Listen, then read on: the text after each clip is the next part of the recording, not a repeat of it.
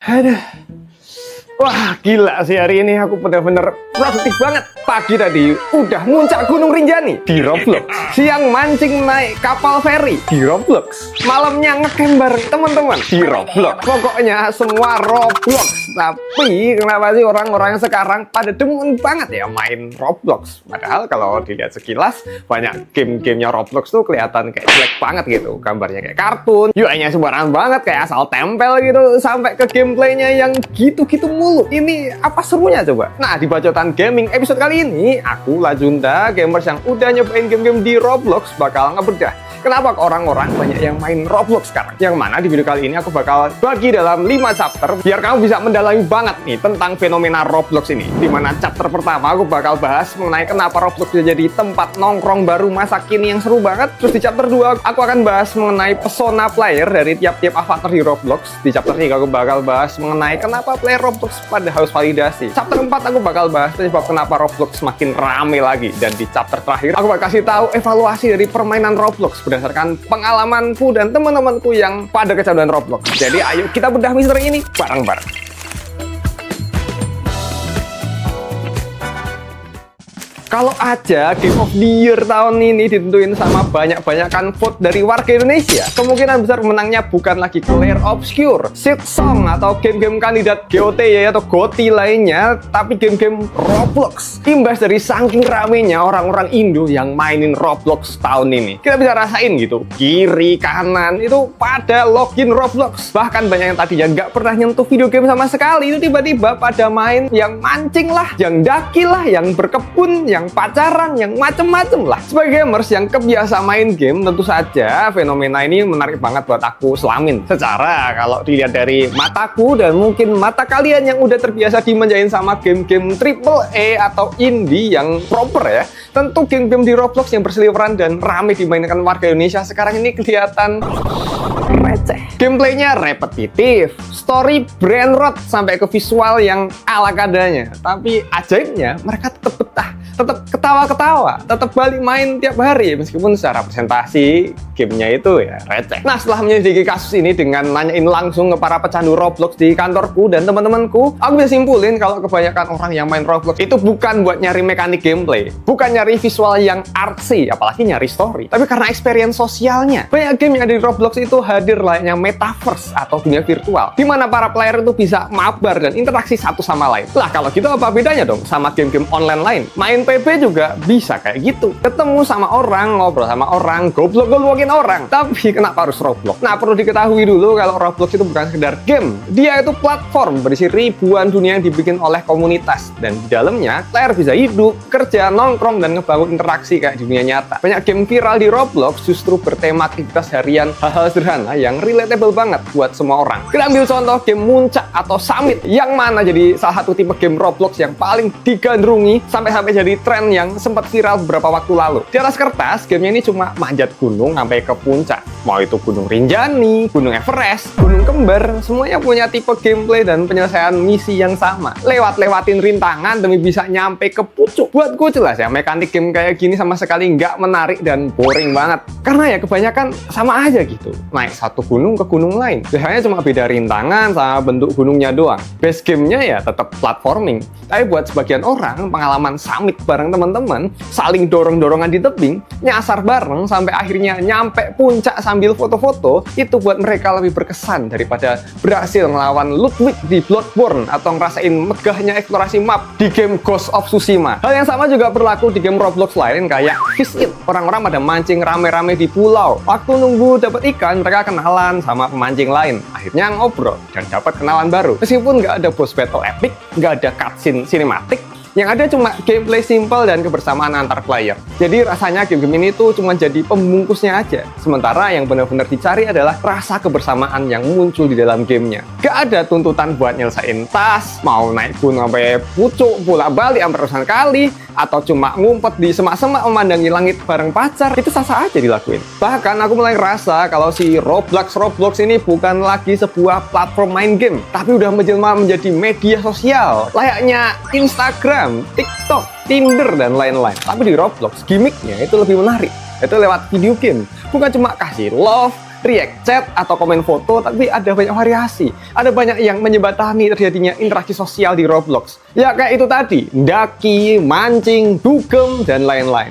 Interaksi antar player pun juga gampang banget buat terjadi. Cukup klik satu game, langsung bisa join sama ratusan player lain. Nggak ada tutorial panjang, nggak perlu baca teks, nggak butuh mikir mekanik ribet. Bahkan rasa-rasanya ini udah lebih dari medsos. Karena makin kesini, Roblox juga bisa menjadi sebuah gambaran dari metaverse. Sekarang udah bisa ditemuin orang yang bener-bener hidup di Roblox. Udah ada kuliah di Roblox, Jumatan di Roblox, nikah pun di Roblox, dapat duit pun juga dari Roblox. Semua aktivitas yang dulu cuma bisa dilakuin di kehidupan nyata ya, di real life, sekarang bisa direka di dalam dunia virtual. Ini cukup sejalan sama konsep dasarnya metaverse, saling terhubung di dunia virtual tanpa secara langsung bertemu. Kalau dulu metaverse ini digambarin kayak dunia futuristik yang realistis banget dengan VR headset dan gear-gear canggih lain, Roblox justru ngasih versi yang jauh lebih sederhana tapi malah berhasil. Nggak perlu alat mahal, seorang bisa masuk ke dunia virtualnya cuma dengan HP atau laptop kentang sekalipun. Mau main Roblox di konsol pun juga bisa, kayak di PS5 nih, yang meskipun kalau dipikir-pikir ngapain juga gitu, muncak dan mancing sampai beli PS5.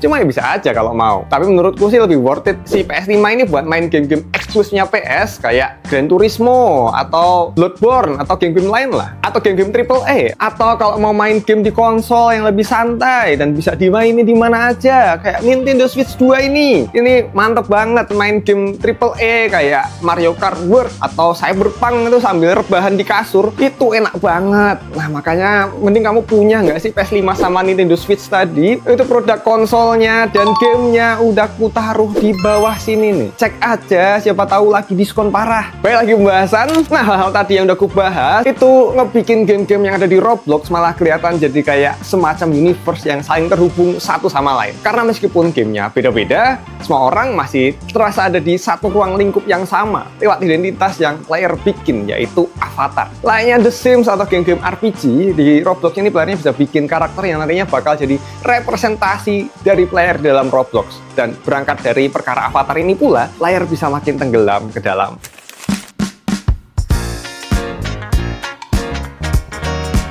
Avatar di Roblox bisa dibilang cuma jadi salah satu magnet utama kenapa platform ini bisa seramai sekarang. Soalnya lewat avatar inilah player punya kesempatan buat nunjukin diri mereka ke dunia, atau justru sekalian jadi versi diri yang mereka pingin. Lewat avatar inilah identitas seorang player Roblox ini dibentuk, diekspresikan, dan diingat oleh orang lain. Setiap pemain punya cara sendiri buat nunjukin kepribadiannya, entah lewat baju, kayak rambut, aksesori, atau bahkan cara mereka jalan. Ini artinya avatar di Roblox adalah lambang dari player di seluruh universe Roblox. Mau jadi pribadi yang bad boy, ya pakai outfit item-item kayak gini. Atau mau jadi cewek pick me, pasang aja aksesoris berbau cinnamon roll atau Sanrio. Dan kalau mau ngebanyol sekalian, bisa pakai skin gas LPG atau galon aqua. Semua player bisa nge-build persona yang mereka pingin. Awalnya ya dari tampilan avatar ini. Kalau di awal udah kelihatan keren, lucu, atau mencolok, makin gampang pula buat player Roblox bisa bersosialisasi sama player lain. Banyak pemain yang ngerasa lebih bebas jadi diri mereka di dunia virtual dibanding dunia nyata. Ada yang di real life malu, tapi Roblox bisa jadi pusat perhatian. Ada juga yang pakai avatar buat menjauh dari kenyataan, buat menjadi versi yang lebih keren, lebih dihargai, atau bahkan lebih berkuasa. Emang sih fenomena ini kayak kedengeran apaan banget gitu. Sok-sokan petentang-petenteng di Roblox. Iya, di Roblox. Ya ampun. Tapi buat sebagian player Roblox, justru sensasi ini yang mereka cari. Kapan lagi ya kan orang-orang dapat suatu platform di mana mereka bisa jadi karakter yang kita mau. Mereka bisa tinggalin sifat di real life dan berganti jadi orang baru di Roblox. Selain itu, sistem avatar yang lintas game juga bikin player makin kecanduan. Bayangin, udah bikin karakter ganteng, terus bisa dibawa ke semua game di Roblox tanpa harus bikin ulang atau harus top up Robux lagi. Enak banget kan? Identitas player jadi nggak pernah lepas, dan itu bikin player ngerasa punya personalitas yang lebih dalam.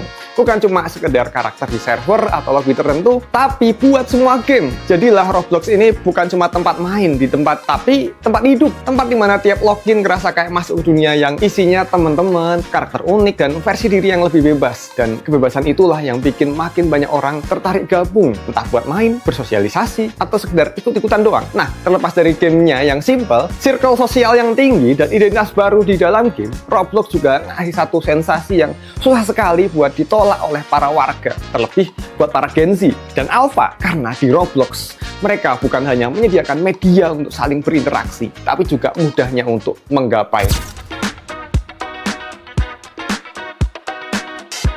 Siapa coba yang nggak doyan pamer? Siapa coba yang nggak tahan buat nge-share pencapaiannya? Sulit buat diakuin, tapi kenyataannya hampir semua orang pengen dilihat, diapresiasi, dan diingat. Apalagi di zaman digital ya sekarang. Begitupun di Roblox, ini platform benar-benar jadi ladang yang wangi buat orang-orang yang ingin mendapat suatu pengakuan di dalam dunia virtual. Validasi di Roblox datang dalam banyak bentuk. Ada yang dapatnya lewat gaya avatar, ada yang lewat interaksi sosial, tapi satu lagi yang gak kalah penting, leaderboard. Buat para player Roblox, username mereka nongol di papan peringkat itu udah kayak pengakuan tertinggi. Entah itu jumlah uang, jarak pendakian, ikan yang dipancing, dan lain-lain. Makin tinggi posisi, maka makin gede pula rasa bangga dan hormat yang player dapat. Bahkan orang-orang rela grinding berjam-jam cuma buat ngelihat namanya terukir di leaderboard. Nah, selain dari leaderboard, player di Roblox juga bisa dapat validasi lewat avatar yang mereka punya. Layaknya influencer atau idol berparas cakep di sosial media, pengakuan di Roblox itu juga bisa datang dari tampilan visual. Avatar bukan cuma sekedar karakter yang digerakin dalam game, tapi juga sebuah cara buat nunjukin gaya, selera, bahkan status sosial di Roblox. Setiap detail dari outfit dan aksesoris yang nempel di avatar itu bisa jadi bahan show off atau pamer ke player lain. Dan kita tahu sendiri, sebagaimana hobinya orang-orang buat pamerin apa yang mereka punya. Apalagi yang langsung kelihatan, kayak outfit avatar kayak gini. Semakin ikonik tampilan player, semakin besar kemungkinan bakal dikenal sama player lain. Orang bakal ngeh. Itu si cowok yang soft boy banget. Vibes-nya itu pakai cardigan sambil bawa maca. Atau, itu si cewek girl gotik. Identitas visual ini bisa banget buat jadi alat branding personal. Nggak jauh beda sama orang-orang di Instagram. Cuma kalau di Roblox, semua ini lebih mudah buat di-adjust sesuka hati. Orang nggak tahu personality sebenarnya dari si player karena tingkat anonimnya yang lebih tinggi ketimbang foto. Dan karena itu, banyak player rela keluarin Robux buat beli item langka, aksesoris mahal, bahkan sampai komis ke kreator buat bikin kosmetik eksklusif. Semua ini demi tujuan simpel, validasi. Buset bro, itu item dapat dari mana? Atau Avatar kamu lucu banget. semua ini jelas merupakan dopamin yang dicari-cari banyak orang di era ini. Gimana pengakuan seakan-akan udah jadi kebutuhan primer. Nah lucunya lagi, avatar bahkan udah jadi simbol status sosial di Roblox. Ada kelas tersendiri antara pemain yang tampil pakai bundle gratisan dengan yang tampil pakai item ratusan ribu atau sampai jutaan Robux. Gak jarang gaya berpakaian digital bisa nentuin seberapa cepat orang diterima di lingkaran sosial tertentu. Bener-bener udah mirip banget sama kehidupan nyata. Tapi nggak semuanya player Roblox itu punya tujuan akhir buat nyari pengakuan doang. Karena di sisi lain, ada juga yang main karena takut ketinggalan tren yang lagi rame. Fenomena yang bisa dibilang sebagai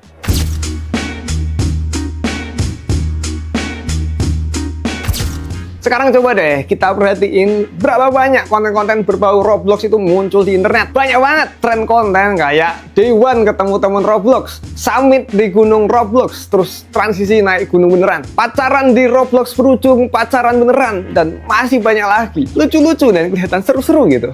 Bikin jadi pingin main Roblox. Di lingkungan sekitar pun sekarang pada main Roblox. Teman kelas, teman kuliah, teman kantor, keluarga semua main Roblox. Aduh, masa iya nggak ikut-ikutan main? Takut nanti dikucilin tongkrongan gara-gara nggak bisa ikut nimbrung obrolan. Udah panen berapa capek hari ini? Dapat ikan rare apa hari ini? Akhirnya banyak yang ikut-ikutan main bukan karena penasaran sama gameplaynya, tapi karena nggak pengen ketinggalan momen yang lagi rame aja. Dan lucunya nggak ada batas kapan FOMO-nya ini bakal selesai. Begitu satu game udah nggak hype, langsung muncul tren baru yang bikin semua orang balik main lagi. Game yang lagi rame langsung naik ke tab trending, bikin orang lain penasaran dan ikut-ikutan nyobain. Lihat teman main satu game, langsung ikut join. Lihat satu event rame, langsung pengen nyemplung ke game itu. Visit lagi rame, visit semua. Gunung Rinjani lagi rame, gunung semua. Roblox ini kayak punya siklus sosial yang nggak pernah berhenti. Satu tren mati, 1000 tren baru lahir. Selalu ada alasan buat balik, buat main, buat ikut arus tren. Di sisi lain, trennya di medsos juga masih ada terus sampai sekarang. Avatar pada joget-joget, foto bareng waktu nyampe puncak, OOTD avatar, dan masih banyak lagi. Dan semuanya banyak yang rame. Hasilnya, orang yang nonton jadi mikir, wah asik kali ya kalau aku bikin juga sama teman-teman. Dan rantai penyebaran Roblox pun makin kenceng. Tapi nggak semua player Roblox ini cuma menikmati interaksi sosial atau validasi yang mereka dapat. Masih ada kok lapisan player Roblox yang benar-benar nyantol dan menikmati gameplay dari game-game yang ada di Roblox. Mereka adalah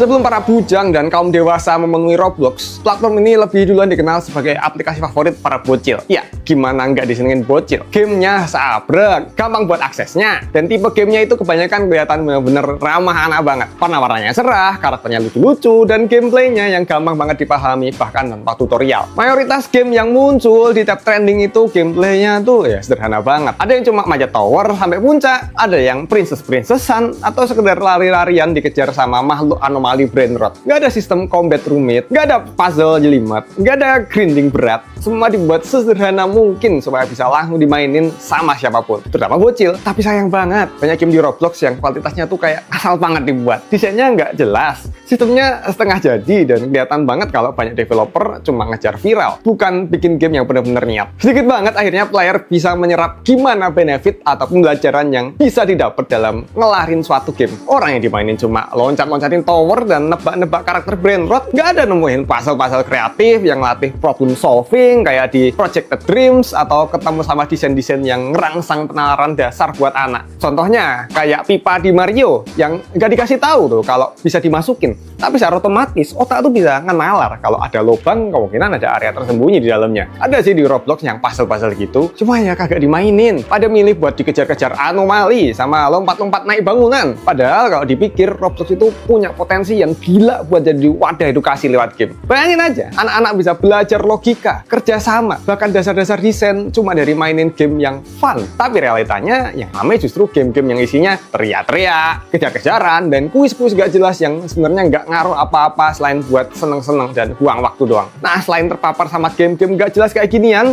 Roblox juga punya banyak bahaya, terlebih buat bocah-bocah. Kenapa bisa begitu? Nah, semua udah aku bahas di videoku yang ini nih. Roblox sekarang lebih berbahaya buat bocil. Ada apa? Dan aku juga bahas game yang mirip-mirip Roblox tapi zaman dulu. Game House. Gamenya banyak banget kayak Roblox ada di sini nih. Pilih salah satu atau tonton dua-duanya kalau kamu gamer sejati.